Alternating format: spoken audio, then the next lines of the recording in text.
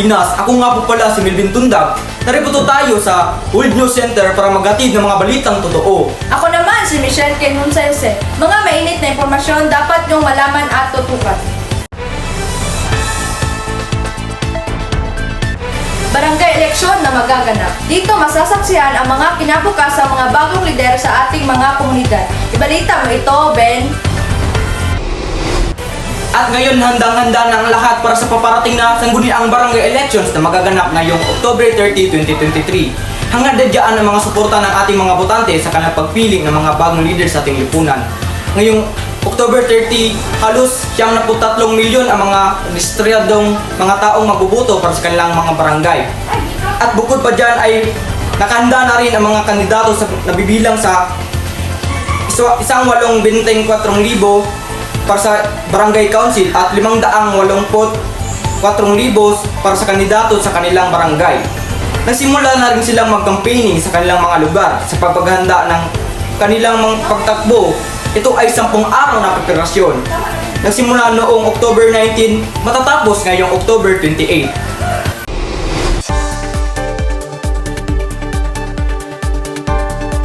Sa showbiz, pinag-uusapan ngayon ang lumantad muli sa social media ang dating kaleksyon ni Francis M. o Francis Magalon na si Abigail Ryan. Kasama ang kanilang 15 anyos na anak na si Cheska matapos ang 15 taong pananahimik. Sa isang vlog, inilahad ni Abigail na nanahimik silang kanyang anak sa loob ng 15 taon. Kasi for 15 years na nahimik ako. I didn't say anything about me and my daughter. Siguro naman ito na lang yung karapatan na pwede kong magawa para sa kanya. Kasi hindi naman ako nagsalita eh. I know people will judge me. Pagkakailang ang planong pagpasok sa entertainment industry ng kanyang 15 taong daughter na si Gail Francesca ang pangunahing dahilan ng muling paglantad ni Abigail Ryan. Kasabay ng paglantad ng mag-ina ang paglabas sa social media ng mga video ni Gail na kinanta ang hit song ni Francis na isang paraan ng pagsasabi niyang tunay siyang anak ng sumakabilang buhay na King of Rock.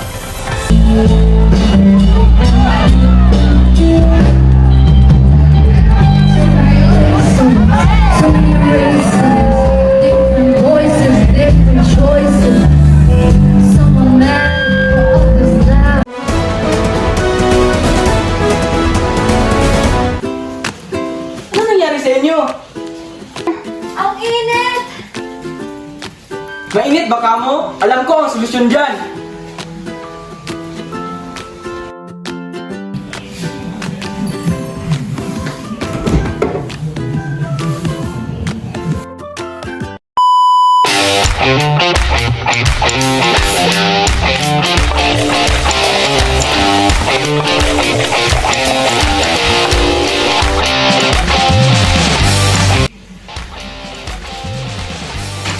Ito ang sagot sa inyong problema. Wow!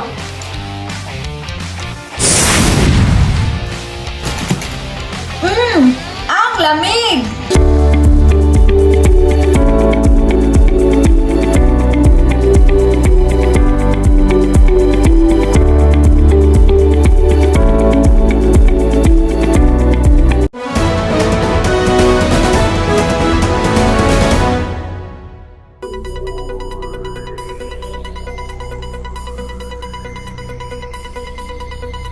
Maaaring nawalis ng Cheritigo ng Galleries ng Tower ngunit natuwa ang Crossovers Deputy Coach Kong Porries nang makita si Dimdim Pakris sa Premier Volleyball League. Mag-time out muna tayo sa sports saksi, Shine.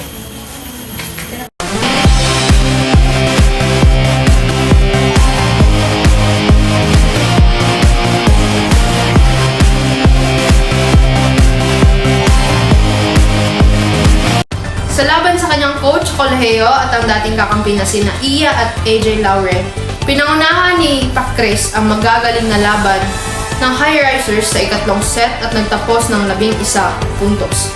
Bago nakuha ng crossover ang kanilang dalawang sunod na panalo noong Webes sa PhilOil Eco Oil Center sa San Juan City.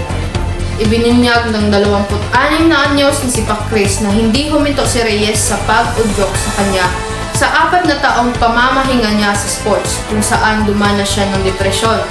Matapos tangkaing kunin siya ng ilang kumpanya, ngunit hindi natuloy.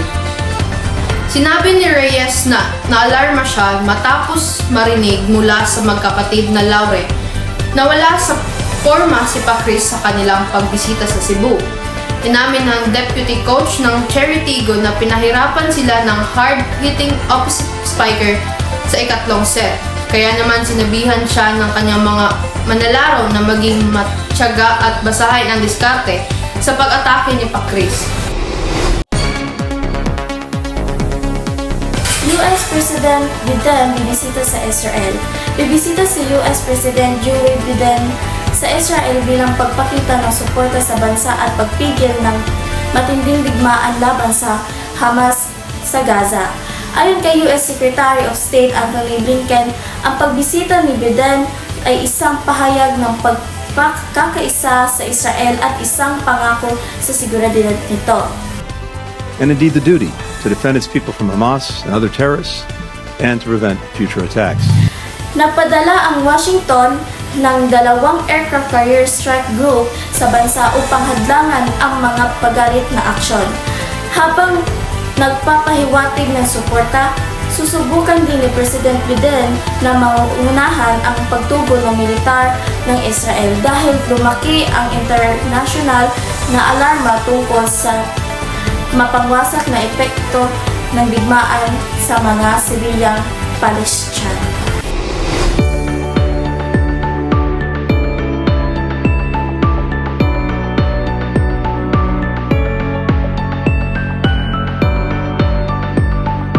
Opisyal na inanunsyo ng Pag-asa na nagsimula na ang amihan season ngayong araw. Ito'y matapos maobserbahan ng State Weather Bureau ang paglakas ng northeasterly winds sa hilagang bahagi ng Luzon. Dahil dito, magiging malamig ang panahon at inaasahang ito'y titindi pa sa sunod-sunod na mga araw. Batay sa huling abiso ng Pag-asa, wala namang monitor na low pressure area or LPA sa loob ng Philippine Area of Responsibility. Magama patay matapos makuryente ang buong pamilya sa Carmen, North Cotabato. Wala nang masasakit pa na personal mong makitang mangisay hanggang sa bawian ng buhay ang sariling mong kaanak. Ito ang sinapit ng isang buong pamilya sa Barangay Poblasyon, Carmen, North Cotabato na magkakasamang nakuryente sa kasagsagan ng sama ng panahon gabi kamakalawa. Impormasyong nakalap namin, dahil sa sama ng panahon ay sumadsad ang drop wire ng linya ng kuryente. Nakita rin na nag-spark ang nabanggit na live wire kaya nagsialisan sa bahay ang mga kamag-anak. Kalaunan ay bumalik sila para kumuha ng gamit habang ang biktimang si Alvin Morillo ay hinawakan ng sampayan sa loob ng kanilang bahay, rason para makuryente ito. Tinulungan ng 15 anyos na anak na si Jenny Morillo pero nadamay ito. Habang lumapit din ang 12 anyos na kapatid nito at nakuryente din. Naglakas loob na hilahin ng kanilang nanay ang buhok ng kanyang nakakabatang anak kaya naligtas ito. Isinugod pa sa bahay pagamutan ng mga biktima pero idineklarang dead on arrival si Jenny at tatay nito. Naman ang investigasyon ng Cotelco hinggil sa insidente. Balik sa inyo, Vin at Kane. Maraming salamat, Sed, at maraming salamat sa pagsama sa amin para sa balita ngayon.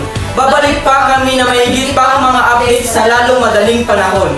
Manatiling may kaalaman, manatiling ligtas, at sana magkaroon kayo ng magandang araw. Hanggang sa muli, kabayan!